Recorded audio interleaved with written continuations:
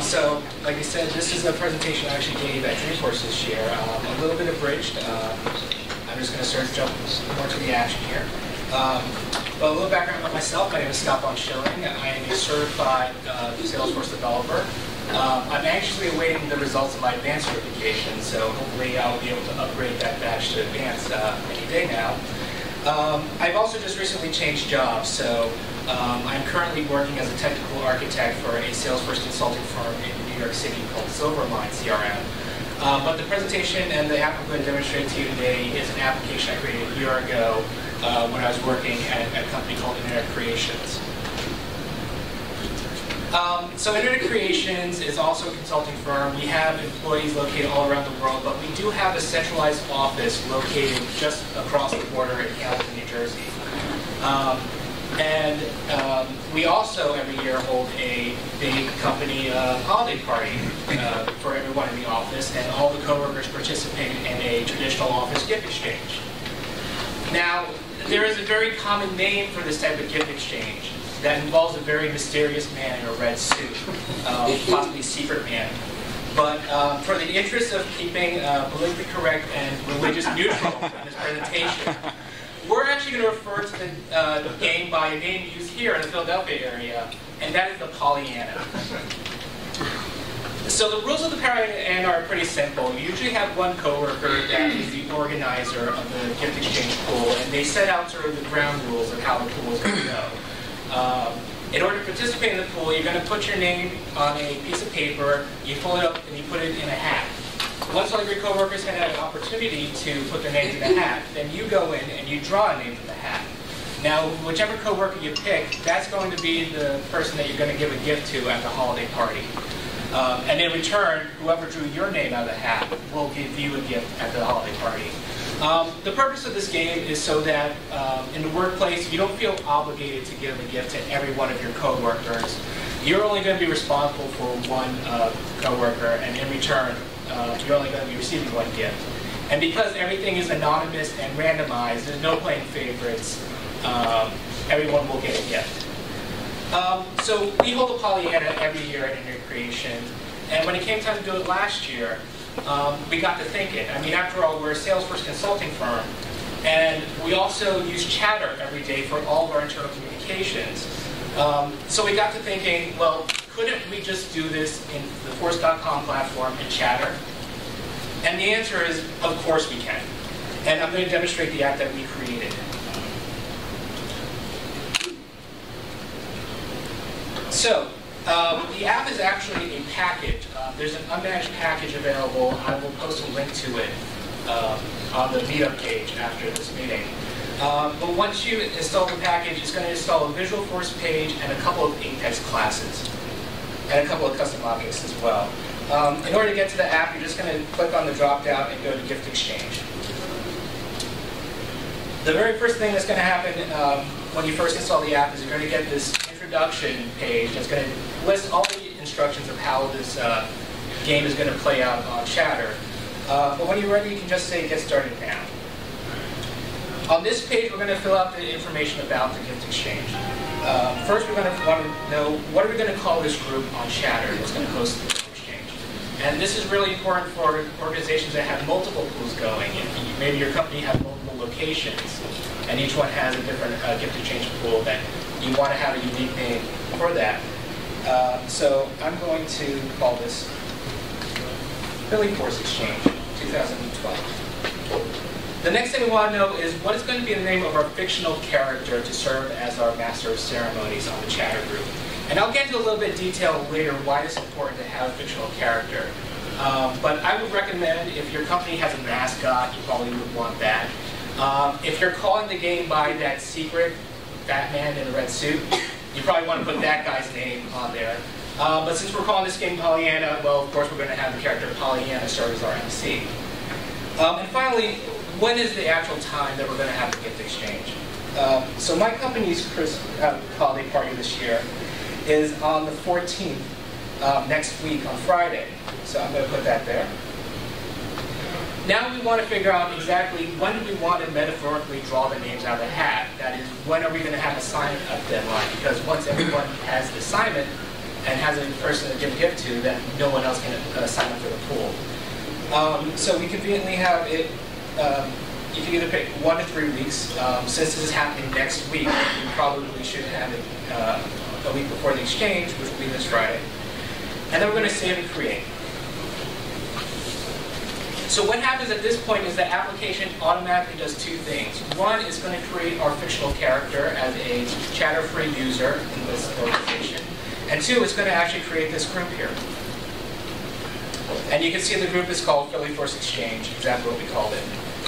And you can see that we actually have a post already from our fictional character, Pollyanna. Now, the mistake I made last year is that I didn't create a fictional character. I just had it default to whoever created the pool. So whenever you saw these long automated messages pop up, it always came from me. So everyone got confused thinking that I was posting all these long messages.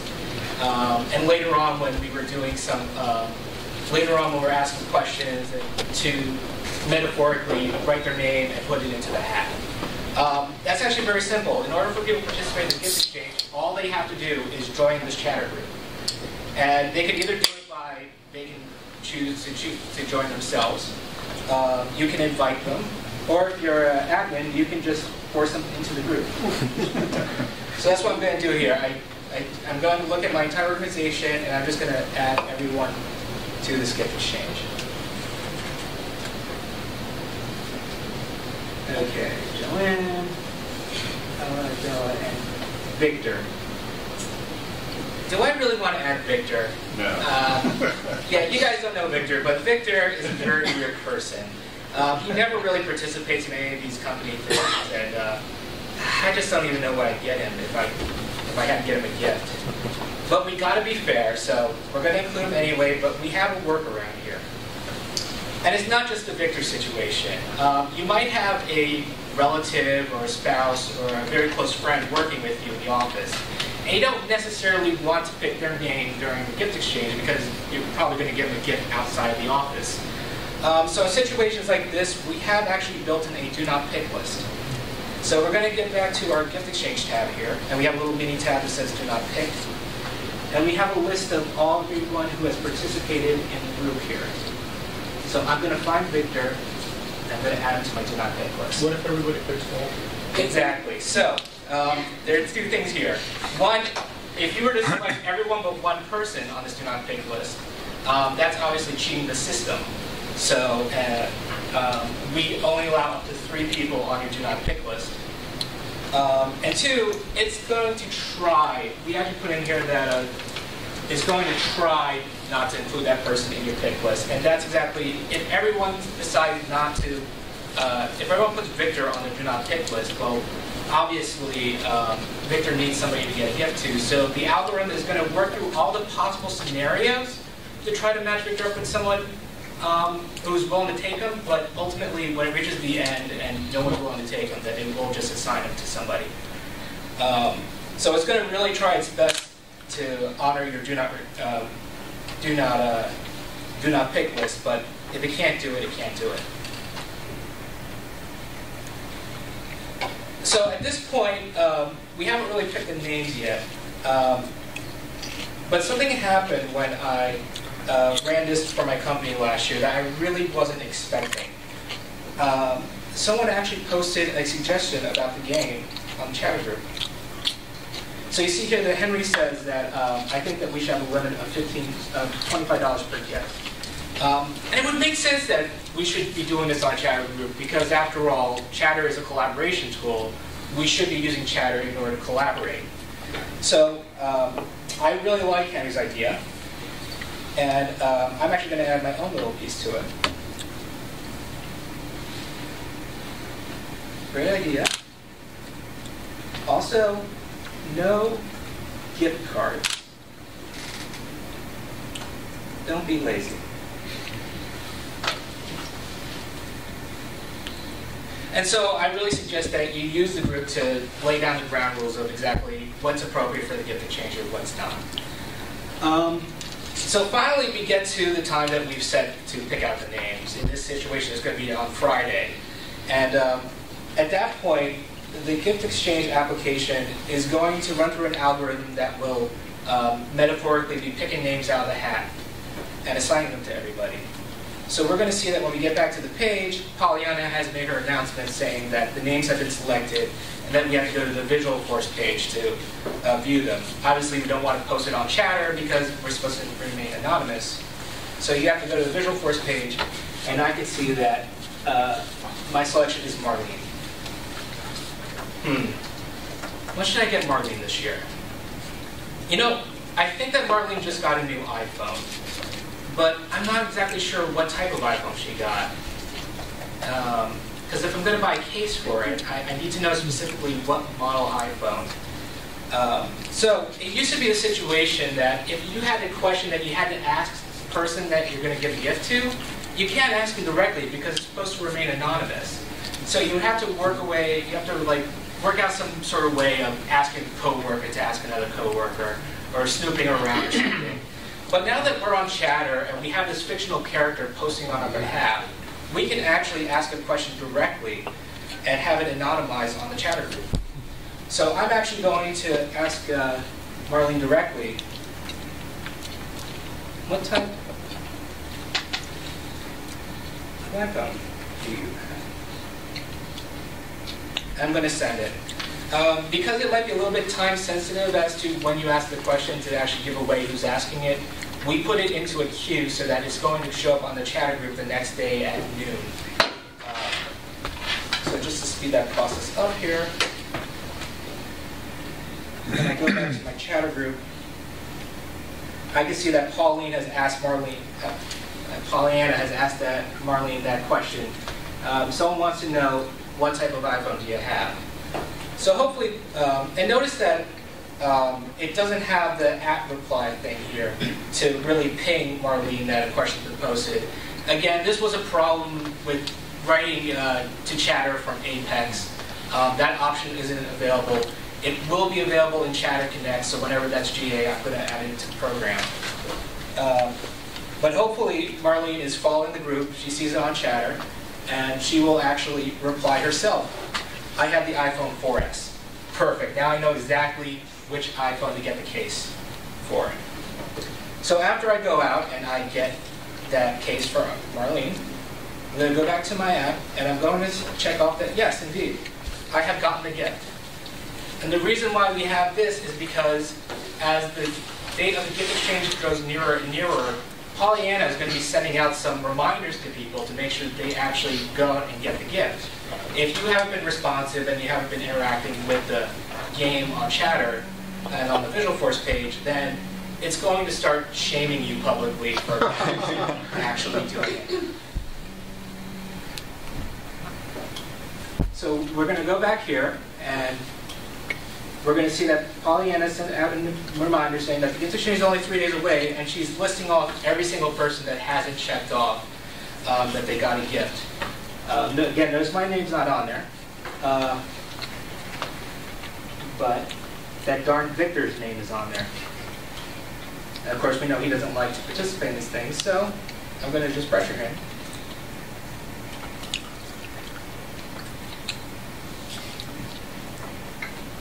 This was a lot of fun when we did this last year, that actually seeing all the lazy people in our company just not participating and being able to point at them specifically, saying, come on, what's happening here? All right, so now it's finally time for the gift exchange. I gave Marlene the iPhone case. I received my gift from whoever selected me. Now, I know some companies still like to remain anonymous at this point, and an extra part of the game is to actually guess who gave you your gift at the party. So to cater for this, we actually have one final message that Pollyanna is going to send to the Chatter group the day after the gift exchange, in which she says, I hope everyone had enjoyed our gift exchange yesterday, and it's actually going to list everybody and whoever gave me the gift for this year. Of course, Victor gave me my gift. I should have known. And Marlene got her gift for me. So that is the gift exchange app. Again, you can install it. It's going to be an unmatched package. You can install it into your org. I'll post a link on the group after this, and feel free to use it this year. Thank you.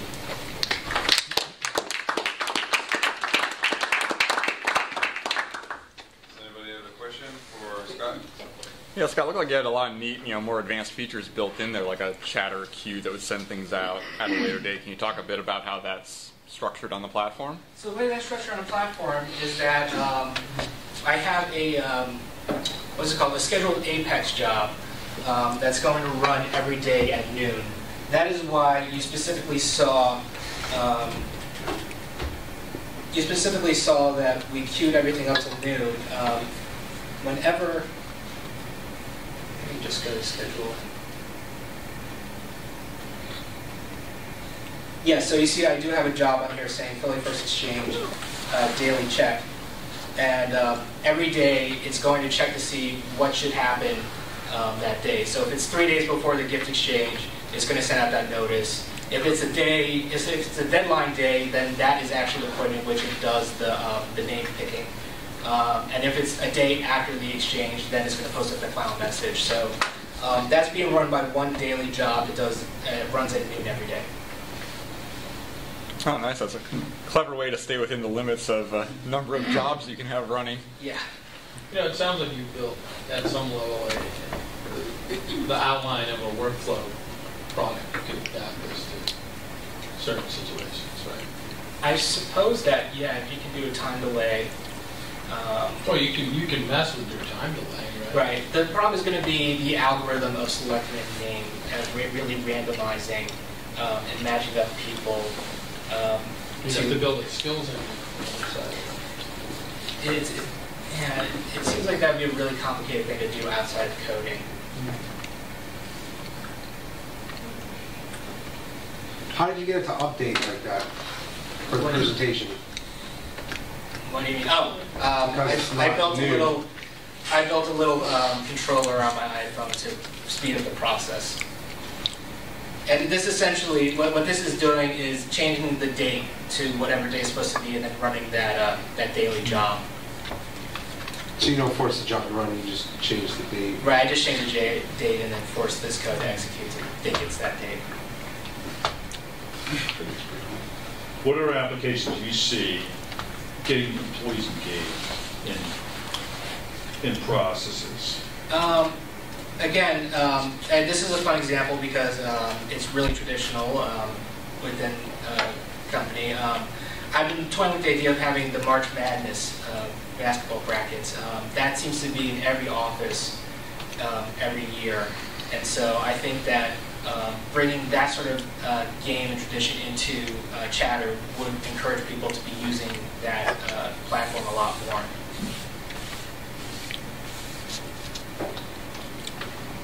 Did this application encourage people to use Chatter? So when this ended, did it seem like there was a spike in Chatter usage? It's hard to say because we already were using Chatter all the time. I think that I did see a couple of people on there that don't normally use it, but we were 100% on Chatter to begin with. So I imagine that if somebody's not really paying attention to Chatter, but now they're part of this game that they have to actually pay attention for, that would encourage them to be using it a lot more.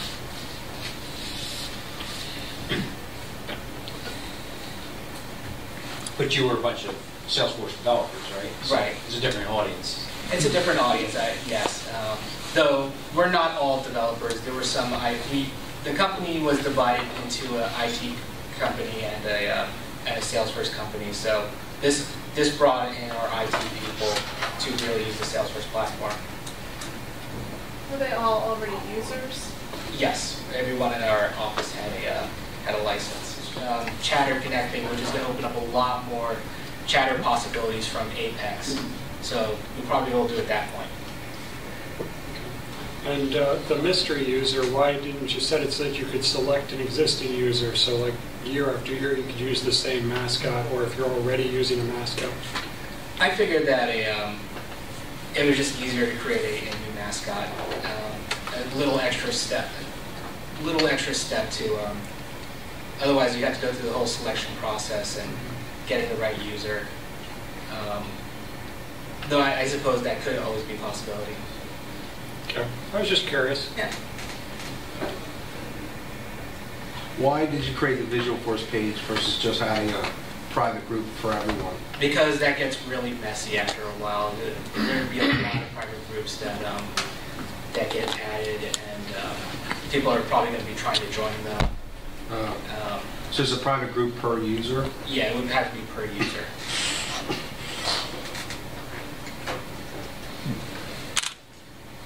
Have you had heard of other companies, or I guess when someone installs your package, do you see who installed it?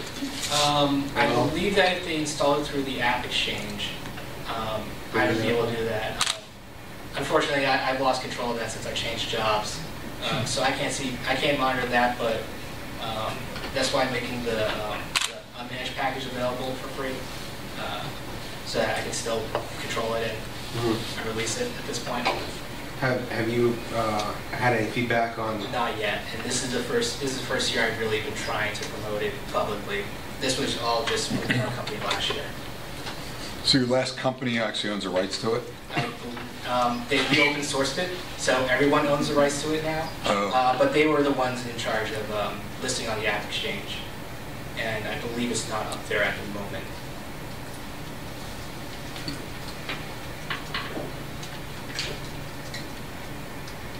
I do have like I said, I do have a GitHub actually where I'm posting the code for this.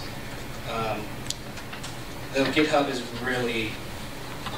really techy, so unless you're a really hardcore programmer, it probably doesn't do you a lot of good to have the source code up there. But if you just install the managed package, it will all be installed into your system just by entering your username and password. Is there a limit to the number of users? No, it's free. So. What's the address for the managed package? I'll post that link. It's a long link. Always useful to do it digitally. Yeah, I probably will. I learned that here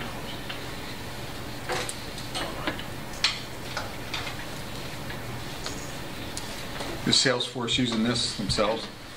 They like the idea, and that's why they got me to. That's why they wanted me to speak about it at Dreamforce this year. I really doubt that they're using it. How long did it take you to develop it? That it did take a significant amount of time.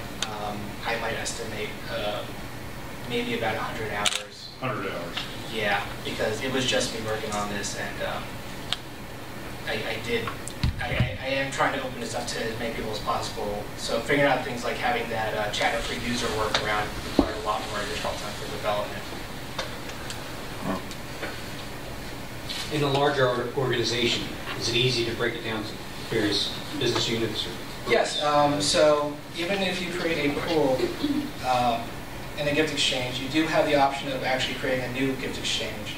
And it would just create a separate chatter group so that as long as the right people are joining the right groups, then you are able to hold multiple pools in the same organization.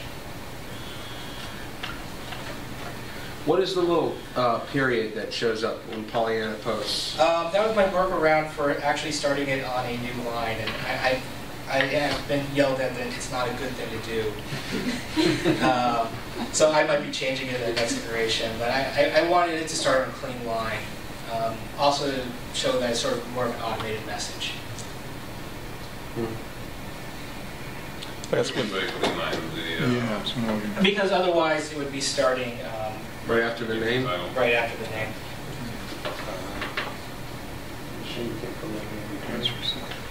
Scott, what lessons did you learn about working with chatter in Apex? It was a lot of the figuring out what can I get away with and what I can't get away with. So posting as a fictional character, I'm amazed I can do this. And the reason why they actually have this available is that they want people to be importing posts from something like Facebook and Twitter into Chatter. So they have a special permission set. I forget exactly what it's called, but if you have this permission set enabled, you're able to change your created by and creation date tags when you insert a new chatter post so that it could match anyone in the organization. So I'm amazed that that's even possible. I was very disappointed that I couldn't get the @reply thing working, and it took a long time to really like figure out like, what happens if I just simply write at somebody and post that in. It does nothing. Really figuring out things I can get away with and not. Did you find a lot of people were posting on this chatter group, or were they just waiting for Pollyanna?